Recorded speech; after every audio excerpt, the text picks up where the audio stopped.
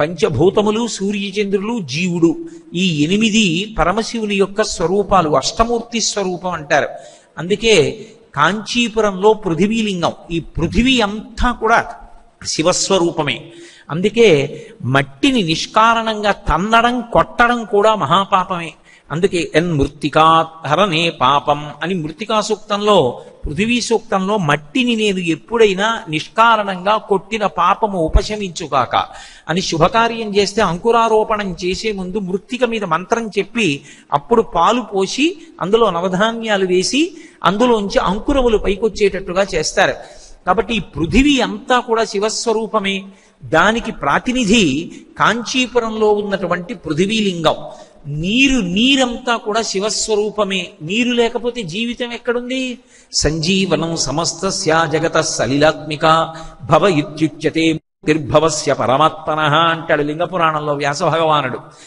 భవ అన్న పేరుతో జలములకు అధిష్టాన దేవతగా ఉంటాడు పరమేశ్వరుడు. ఆ నీరు లేకపోతే బ్రతుకు లేదు, ధర్మము లేదు, రెండూ లేవు. నీరు లేకపోతే ఇహము ఉండదు, పరము ఉండదు. నీరు లేదు, స్నానం లేదు. పోని విభూతి స్నానం చేశావు, సంధ్యావందనం చేయాలి, ఆచమనం దేంతో చేస్తావు? అర్ఘ్యప్రదానం చెయ్యాలి, దేంతో చేస్తావు? నీరు లేకపోతే ధర్మం ఉండదు, నీరు లేకపోతే బ్రతికుండదు, నీరు లేకపోతే బ్రతకడు. వేదంలో ఒక మాట ఉంది, పోతున్న ప్రాణములను వెనక్కి తీసుకురాగలిగినటువంటి శక్తి ఉన్న ఏకైక భూతము నీరొక్కటే. నీటికొక్కదానికే ఈశ్వరుడు ఆ శక్తి పెట్టాడు. అందుకే నీరు శివస్వరూపమై ఉంటుంది.